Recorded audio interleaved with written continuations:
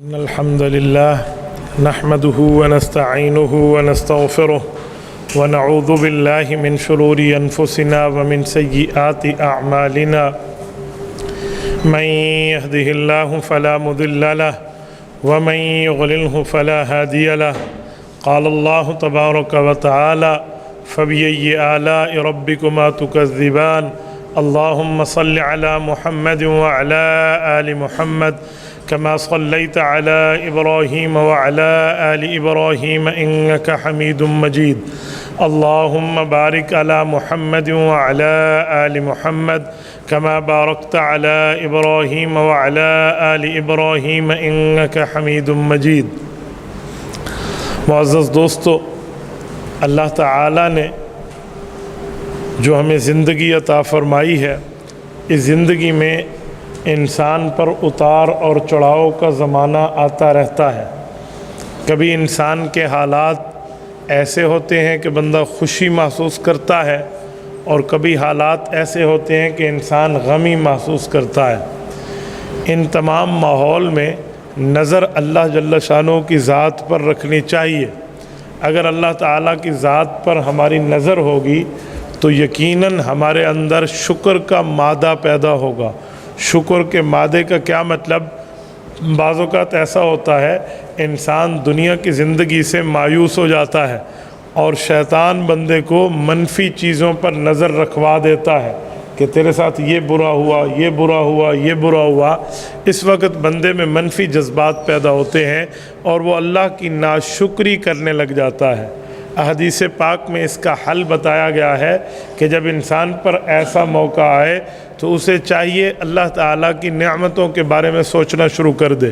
وہ یہ سوچے اگر میرے ساتھ یہ برا ہوا ہے تو کتنی اچھائیاں ہوئی ہیں، ان اچھائیوں کو غور کرے، ان اچھائیوں پہ غور کرے اور ان اچھائیوں کو اپنے سامنے رکھے۔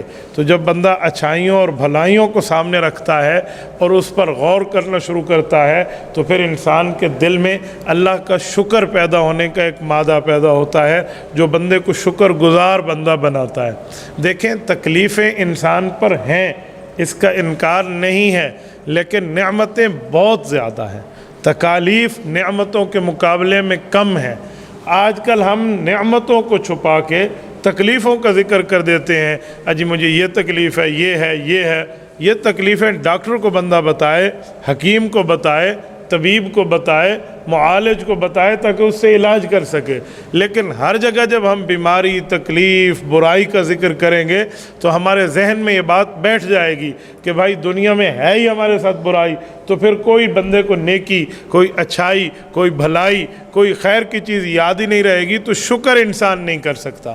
میں مثال دیتا ہوں، اللہ نہ کرے کسی کو تکلیف ہو جائے، وہ بیمار ہو جائے، بخار میں مبتلا ہو جائے، کوئی اور تکلیف میں ہو، کھانسی زکام لگ جائے، چھوٹا موٹا، انسان اس پر پریشان ہو کے بیٹھ جائے، لیکن یہ تو سوچے کہ میری آنکھیں تو ٹھیک کام کر رہی ہیں نا۔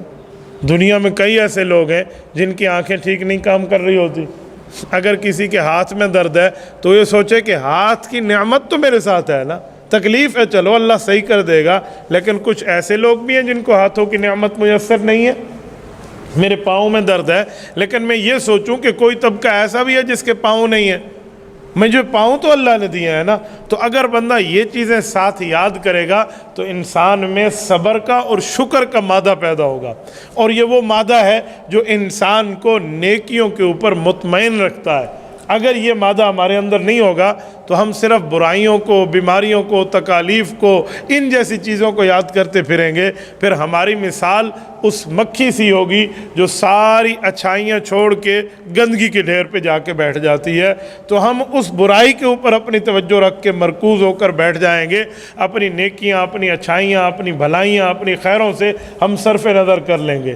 حضرت عمر رضی اللہ عنہ کے بارے میں آتا ہے کہ اپنے غلام کے ساتھ جا رہے تھے، ایک شخص کو دیکھا، وہ پتہ نہیں کسی سفر میں کسی علاقے میں تھا، آنکھوں سے اندھا تھا، کانوں سے بہرا تھا، زبان سے گونگا تھا، ہاتھوں سے لولا تھا اور پاؤں سے لنگڑا تھا، اور پتہ نہیں کوئی گھسٹ مسٹ کے اس کو کوئی ساتھ لایا اور پتہ نہیں کیا ترتیب، یعنی اس طرح مختلف تکلیفوں میں مبتلا تھا۔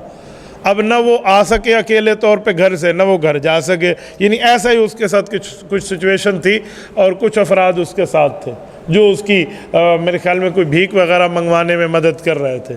تو حضرت عمر سے پوچھا گیا کہ قرآن کریم کہتا ہے ثم لتسألن یومئذ عن النعیم، اللہ تعالیٰ قیامت میں ہر نعمت کے بارے میں سوال کرے گا کہ میں نے یہ نعمت تمہیں دی تھی، تم نے اس کا کیسا استعمال کیا۔ اللہ تعالیٰ نعمتوں کے بارے میں سوال فرمائیں گے۔ فرمائے اس شخص پر کیا نعمت ہے، یہ جو بیچارہ اس طرح ہے اس پر کیا نعمت ہے، یہ اس سے کون سی نعمت کے بارے میں سوال ہوگا۔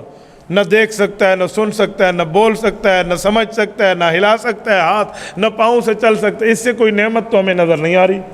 حضرت عمر نے جو جواب دیا ہے نا رضی اللہ عنہ، دیکھیں اگر وہ مؤمن ہے، ایمان کی نعمت اپنی جگہ، باقی معاملات لیکن حضرت عمر نے جسمانی نعمت کی بات فرمائی۔ فرمایا اس پر تو ابھی بھی کئی نعمتیں برقرار ہیں۔ کہا وہ کیا ہے؟ کیسے کھانے پینے کے بعد پیشاب پخانا صحیح طریقے سے آ جاتا ہے۔ تو سوچنے لگے جواب سن کے لوگ کہ بات کا مطلب کیا ہے۔ تو بتلانے کا مطلب یہ تھا کہ دیکھو انسان کو پانی نہ ملے انسان پھر بھی مرتا ہے کہ میں پیاسا ہوں، اور اگر پانی اندر چلا جائے وہ ہضم نہ ہو انسان پھر بھی تکلیف میں ہے، اور اگر وہ ہضم ہو جائے وہ باہر نہ نکلے انسان پھر بھی تکلیف میں ہے۔ تو کہا ان میں سے تو کوئی تکلیف اس کو میسر نہیں ہے نا۔ انہوں نے کہا اللہ اکبر، آپ کی سوچ اتنی گہری سوچ ہے، تو اس سے اندازہ لگا لیں کہ ہمیں اپنی تکلیفوں کو چھوڑ کے اپنی اچھائیوں پہ صرف نظر رکھ کے اللہ تعالیٰ کی خیروں کو سامنے رکھنا چاہیے جو اللہ تعالیٰ نے ہمارے اوپر کیا۔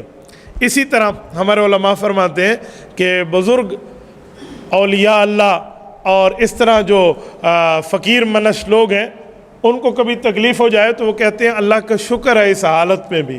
کیوں؟ ایک جملہ کہتے ہیں صحت کی نعمت تو ہر وقت ہے، صحت کی نعمت تو ہر وقت ہے، بیماری بھی اس وجہ سے نعمت ہے کہ بیماری میں بندے کے گناہ ختم ہوتے ہیں، بیماری میں بندے کے گناہ جل جاتے ہیں، جیسے آگ لکڑی کو جلا جاتی ہے، حسد نیکیوں کو جلا جاتا ہے، ایسے بیماریوں میں گناہ جل جاتے ہیں۔ تو یہ بھی اللہ تعالیٰ کی نعمت ہے، لیکن بیماری کی نعمت مانگنی نہیں چاہیے کہ ہم اس کے قابل نہیں ہیں، ہم بیماری کو برداشت نہیں کر سکتے۔ یہ نہیں ہے کہ ہم بیماری اور تکلیف کو اللہ کی لعنت سمجھ لیں۔ میرے دوستو، بیماری اور تکلیف تب اللہ کی لعنت بنتی ہے جب تکلیف ہمارے اوپر آئے اور ہمارا اللہ سے تعلق ٹوٹ جائے۔ اگر تکلیف آئے اور اللہ سے تعلق برقرار رہے تو کبھی بیماری نہیں ہے، وہ اللہ کی نعمت ہے۔ میں آپ کو حدیث پاک کا خلاصہ سناتا ہوں۔ فرمایا اذا احب اللہ عبدا ابتلاہ حتی یسمع تضرعہ۔ کچھ لوگ ہوتے ہیں جنہوں نے دعائیں مانگی ہوتی ہیں، اللہ مجھے یہ اچھائی دنیا میں آخرت میں یہ مقام دے دے، تو اس کے لیے ترتیبیں ہیں، یا تو بندے نے مجاہدہ کیا ہوا ہو، یا اس کی نیکیاں اور ایمان کے معاملات اس جگہ پہ ہوں کہ وہ وہاں جا کر پہنچے تو پہنچ جاتا ہے، اور اگر ایسا نہ ہو تو اللہ تعالیٰ پھر اس کی دعائیں قبول کرتے ہیں، اس کو کسی نہ کسی تکلیف پہ مبتلا فرما کے۔ اس تکلیف کی وجہ سے رب کی رحمت خاصہ ڈائریکٹ متوجہ ہوتی ہے اور وہ اس کو اس مقام تک پہنچا دیتی ہے جو اس نے مانگے، اور یہ بغیر مجاہدے کے وہاں پر پہنچ چکا ہوتا ہے۔ تو کئی تکلیفیں ایسی ہیں، دیکھیں تکلیف نہ لعنت ہے نہ تکلیف رحمت ہے، حالات کو دیکھیں گے۔ تکلیف آئے اور اللہ سے تعلق نہ ٹوٹے، یہ تکلیف اللہ کی رحمت ہے، اور تکلیف آئے اور اللہ سے تعلق ٹوٹ جائے، تکلیف آئے اور اپنے مولا کو ناراض کرنا بندہ شروع کر دے، تو اس کا معنی ہے یہ اللہ کی طرف سے ہمارے اوپر لعنت اور زحمت بن کے آئی ہے، یہ رحمت نہیں ہے۔ تو میرے دوستو، اس حدیث پاک کے الفاظ کا ترجمہ ہے اذا احب اللہ عبدا، کہ بندے اور اللہ کی محبت کا ایک عالم یہ بھی ہے، ابتلا، اسے کسی نہ کسی آزمائش میں، بیماری میں، تکلیف میں اللہ تعالیٰ مبتلا کر دیتے ہیں۔ کیوں؟ حتیٰ یسمع تضرعہ، اللہ پاک اس کی آہ سننا چاہتے ہیں تاکہ اس کی دعاؤں کو قبول کر سکیں۔ بعض اوقات ہم وہ مجاہدہ اور طاقت اپنے اندر نہیں رکھتے جو دعا مانگ بیٹھتے ہیں، اللہ مجھے یہ دے دے، تو وہ دعائیں تو کسی ترتیب پہ جا کے ملتی ہیں، تو وہ کسی نہ کسی بیماری میں بندہ مبتلا ہو جاتا ہے، کسی نہ کسی تکلیف میں بندہ مبتلا ہو جاتا ہے۔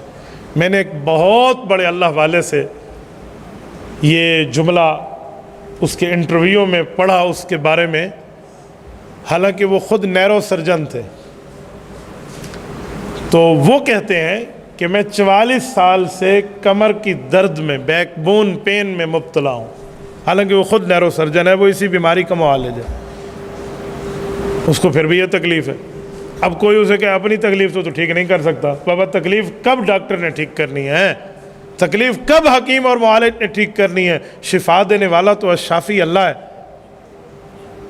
وہ تو سبب ہے، وہ تو ذریعہ ہے، وہ ٹھیک تھوڑی کرے گا. لیکن وہ اپنا علاج نہ کر سکے. کیوں؟ ہو سکتا ہے اللہ تعالیٰ نے جو اس کے لیے درجے مقدر فرمائے ہیں وہ اس روزانہ کی تھوڑی تھوڑی تکلیف کی بنیاد پہ آخرت میں رتبہ مل جائے. یاد رکھیں دنیا میں جو صبر ہے نا، صبر، چاہے صبر بندہ کسی طریقے سے کر لے، کسی غم پہ کر لے، کسی تکلیف پہ کر لے، کسی بیماری پہ کر لے، کسی مظلومیت پہ کر لے، ناچاری میں، بے بسی میں صبر کر لے اور صبر کا مادہ اس میں آ جائے، اس کو کل قیامت میں جو نیکیاں ملیں گی نا، ہو سکتا ہے وہ نیکیاں اس نے پوری زندگی سوچی بھی نہ ہو، جس کا ثواب اس کو وہاں اس کے پلڑے نامہ اعمال میں مل رہا ہے. میں نے علماء کرام کی مجالس میں بیٹھ کے ایک دو مثالیں سنی ہیں. وہ فرماتے ہیں کہ کل قیامت میں ایک شخص ہوگا، اللہ تعالیٰ اس کو حج اور عمرے کا ثواب دیں گے، اور وہ دل ہی دل میں سوچے گا کہ فرشتوں سے کوئی بھول چوک ہو گئی ہے. میں تو حجاز کبھی زندگی میں گیا ہی نہیں ہوں، میں نے تو اللہ کا گھر اور نبی کا در دنیا میں دیکھا ہی نہیں تھا، یہ کسی اور کی نیکی ہے میرے کھاتے میں ڈال دی گئی ہے. تو اللہ تو دلوں کے بھید سے واقف ہے نا.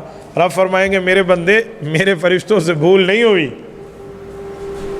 یہ تو نے فلاں فلاں چیزوں پہ صبر کیا تھا، اس کے بدلے میں آج یہ تمہیں نیکیاں مل رہی ہیں. فرمایا اس وقت وہ بندہ چاہے گا اے کاش جن چیزوں پہ صبر نہیں کر سکا نا ان پہ بھی صبر کر لیتا، آج کے دن میں اس پر بھی مجھے نیکیاں مل جاتی. اور اسی میں شامل ایک وہ شخص بھی ہے جو دنیا میں دعائیں مانگے اور اس کو اپنی قبولیت دعا کی نظر نہ آئے کہ پتہ نہیں یہ دعائیں میری قبول ہو رہی ہیں یا نہیں ہو رہی. تو قبول ہو جاتی ہیں لیکن اس کی ترتیب بدل جاتی ہے. کیا؟ بعض اوقات دعا مانگتے ہیں تو وہی چیز مل جاتی ہے، اور بعض اوقات اس کے بدلے میں کبھی عمر بڑھا دی جاتی ہے، کبھی بدبختی ختم کر دی جاتی ہے، کبھی رزق بڑھا دیا جاتا ہے، کبھی اولاد کی زندگی میں برکات دے دی جاتی ہیں. نہیں تو آخرت میں جو کوئی عذاب ملنا ہوتا ہے اس دعا کے صدقے اس عذاب کی تکلیف کو ہٹا دیا جاتا ہے. تو ایک شخص وہ بھی ہوگا جو اللہ کے دربار میں آئے گا، میرے مولا میں نے تو یہ مانگا نہ ملا، پر اس کے بدلے میں آج یہ مل رہا. تو کہا یہ بندہ بھی چاہے گا کہ جو دعائیں قبول ہوئی تھی نا، اگر وہ بھی قبول نہ ہوتی نا تو آج کے دن میں تو پہاڑوں کے بقدر نیکیاں مل جاتی. یعنی ہم انسان ہر حالت میں وہ کیا کہتے ہیں جلد باز بننے کے چکر میں ہیں. تو میرے دوستو ایسے نہیں ہیں. ہمیں صبر کا مادہ رکھنا چاہیے، شکر کا مادہ رکھنا چاہیے، تکالیف کے اوپر صبر کر کے اللہ کی نعمتوں کو سوچیں تو انشاءاللہ تعالی وہ وقت دور نہیں جب ہمارے اندر اللہ صبر کا اور شکر کا مادہ پیدا فرما دیں. میرے دوستو جو شکر انسان کے دل میں آتا ہے نا تو رب کریم فرماتے ہیں لَإِن شَكَرْتُمْ لَأَزِيدَنَّكُمْ، فرمایا تمہارے شکر پہ نعمت بڑھا دیں گے. کیا مطلب؟ میں 2 آنکھوں پہ شکر کروں یہ 4 ہو جائیں گی، میں 2 کان پہ شکر کروں یہ 4 ہو جائیں گے؟ ایسا تو کچھ بھی نہیں ہے. تو پھر نعمت کیسے بڑھتی ہے؟ تو ان کے اندر اللہ تعالیٰ وہ نور اور طاقت پیدا فرما دیں گے جو رب کریم بڑے بڑے اللہ والوں کے ساتھ یہ معاملہ فرماتے ہیں. یہ اس طرح ہے. میرے دوستو آپ قرآن کریم دیکھیں نا، وقت کا نبی ہے، جلیل القدر پیغمبر ہے، اور اپنی اولاد کی اچھائی کے لیے، اپنے گھر والوں سے اچھائی لینے کے لیے، اپنے دوستوں سے بھلائی کے لیے اللہ سے دعا مانگ رہے ہیں. ربنا ہب لنا من ازواجنا وذریاتنا قرۃ اعین. کیا معنی؟ ربنا ہب لنا من ازواجنا وذریاتنا قرۃ اعین. اے اللہ میرے گھر والے، میری بیویاں یا میرے بچے، ان سے مجھے وہ سلوک عطا فرما جس سے ہماری آنکھیں ٹھنڈی ہو جائیں. یہ جو دعا مانگی جا رہی ہے وقت کے نبی مانگ رہے ہیں. تو جب وہ اللہ سے اپنی اولاد کے لیے، اپنی ازواج کے لیے مانگ سکتے ہیں، ہم نے کتنا مانگا؟ ہم صرف بچے کو 2 جملے سنانے بیٹھے ایسے کر اور وہ نہ کرے اور پھر اس کو ڈانٹ ٹپٹ. کیا ہم نے اللہ تعالیٰ کے سامنے کبھی مصلی ڈال کے رب کریم سے مانگا کہ اے اللہ ان کو ایسا بنا دے، اے اللہ ان کو ایسا بنا دے، اے اللہ ان کو ایسا بنا دے؟ میں نے تو ان کے لیے مانگا نہیں ہے، تو مجھے ڈانٹ ٹپٹ کرنے کی کیا ضرورت؟ میں تو اکثر طور پہ قراء کو سمجھایا کرتا ہوں جو قاری بچوں کو مارتے ہیں نا، کہ جو قاری تہجد میں اٹھ کے اپنے بچوں کے لیے، ان کے حفظ اور ذہانت کے لیے دعائیں نہیں کرتا، اس کو پھر ڈانٹ ٹپٹ کرنے کا حق کس بنیاد پہ دیا جائے گا؟ جسے اللہ سے مانگنے کی توفیق بھی نہیں ہے کہ میں ان کے لیے کوئی اچھائی مانگ لوں اور صبح آ کے ان کے اوپر ڈنڈا اٹھا لے، کس بنیاد پہ اٹھائے گا؟ ہاں، ڈانٹ ڈپٹ کا حق اسے دے سکتے ہیں جو استاذ واقعی استاذ ہو، جس کے دل میں اپنے شاگرد کے لیے، اپنے محتاط کے لیے، اپنے اسٹوڈنٹ کے لیے وہ جذبہ موجود ہو، جو جذبہ اسے رات کو بستر نیند سے اٹھا کر مصلی تہجد پہ کھڑا کر کے اللہ سے مانگنے پہ مجبور کر دے۔ پھر اس کا حق بن جائے گا، پھر اس کے معاملات ہو جائیں گے، پھر اس سے امید رکھی جا سکتی ہے۔ ایسے ہی ہے والد اپنی اولاد کے لیے، ایسے ہی ہے خاوند اپنی بیوی کے لیے، ایسے ہی ہے اوپر کا افسر نیچے اپنے جونیئر لوگوں کے لیے۔ ہم یہ سارے معاملات دیکھیں گے تب جا کر معاملہ بنے گا، ورنہ نہیں ہے۔ اگر پڑوسی کے شر سے بندے کو تکلیف لینی ہے تو اللہ کے لیے مصلی ڈال دینا، بیماری سے نجات لینی ہے تو اللہ سے مانگنا شروع کر دے۔ احادیث پاک میں صحابہ کرام کی جوتی کا تسمے کو بھی کوئی جو ہے نا سچویشن خراب ہوتی تو وہ بھی اللہ سے مانگتے، حالانکہ تسمہ تو موچی سے جا کر آپ ٹھیک کرا دیں، تسمے سے مراد یا کو آزادیں جوتی تو پچھڑ ٹھیک تھی یا نہیں تھی، تو وہ بھی اللہ سے مانگ رہے ہیں۔ تو رب کریم سے تعلق برقرار ہونا چاہیے، اللہ تعالیٰ سے تعلق برقرار ہو، اور مسلمان کا رب سے تعلق برقرار ہوتے ہوتے ایک وقت وہ بھی آتا ہے کہ جو انسان سوچ رہا ہوتا ہے اللہ تعالیٰ اس کو عملی جامہ پہنا دیتے ہیں۔ رب کریم اس کو اس معاملے پہ لے آتے ہیں کہ اس کا دل دکھانے والے کے معاملات کے ساتھ اللہ نمٹ لیتا ہے۔ کہتے ہیں کہ اللہ والا بیٹھا تھا، اس کو کسی نے آ کر گالیاں دی، اس کا دل دکھایا، تو اس نے اپنے مرید کو کہا کہ جاؤ اس کو ایک تھپڑ مارو، تو مرید نے جاتے جاتے دیر کر دی، اتنے میں اس کا پاؤں بدکا اور اس کے گردن کی جو رگ تھی وہ پھٹ گئی اور بندہ مر گیا، وہ گر گیا۔ تو نے مرید کو کہا تو نے دیر کی ہے، ہو سکتا تھا تو بدلہ لے لیتا تو اللہ کی جو ہے نا غضب اس کے اوپر اتنا جلدی نہ آتا۔ کیوں؟ اس شخص نے اللہ کے لیے صبر کیا ہے، اس کو شکر کا مادہ اس حد تک آ گیا ہے کہ حدیث پاک میں اللہ تعالیٰ پھر ایسے بندوں کی بات کو رائے گا نہیں جانے دیتا۔ حدیث پاک میں رسول اللہ صلی اللہ علیہ وسلم سحری فرما رہے تھے، کھانا تناول فرما رہے تھے روزے کے لیے۔ حضرت بلال فرماتے ہیں میں نے باہر دیکھا تو میں نے کہا سحری تو ختم ہو چکی ہے، یہ حضرت بلال کا اندازہ تھا کہ سحری ختم ہو چکی ہے، لیکن اللہ تعالیٰ کی طرف جو رسول اللہ کو بتایا گیا تھا اس میں ابھی تک سحری کا وقت ختم نہیں ہے۔ حضور تناول فرما رہے ہیں، حضرت بلال یا رسول اللہ سحری کا وقت ختم ہو گیا، آپ کھانا تناول فرمانا چھوڑ دیں۔ آپ علیہ السلام پھر بھی کھاتے رہے۔ حضرت بلال دوسری بار آئے تھوڑے وقت کے بعد، حضور علیہ السلام پھر بھی کھاتے رہے ہیں۔ یہاں تو ڈائریکٹ معاملہ تھا نا، وہاں تو پرا کے پھوٹنے کو دیکھا جا رہا تھا۔ جب تیسری بار حضرت بلال آئے نا تو ان کے اندازے میں 100% سحری کا وقت ختم ہو گیا تھا، حالانکہ ایسا نہیں تھا۔ تو حضرت بلال نے قسم اٹھائی کہ یا رسول اللہ، اللہ کی قسم سحری کا وقت ختم ہو گیا ہے۔ آپ علیہ السلام نے کھانا چھوڑ دیا۔ حضور علیہ السلام نے فرمایا بلال وقت ختم نہیں ہوا تھا، لیکن تیری قسم اللہ نے رائے گاہ نہیں جانے دی، اللہ نے سحری کے وقت کو مکمل فرما دیا۔ حدیث پاک میں اللہ کے کچھ نیک بندے ایسے ہیں جو کسی بات پہ قسم کھا لیں پھر اللہ تعالیٰ ان کی قسم کو پورا فرما دیتے ہیں۔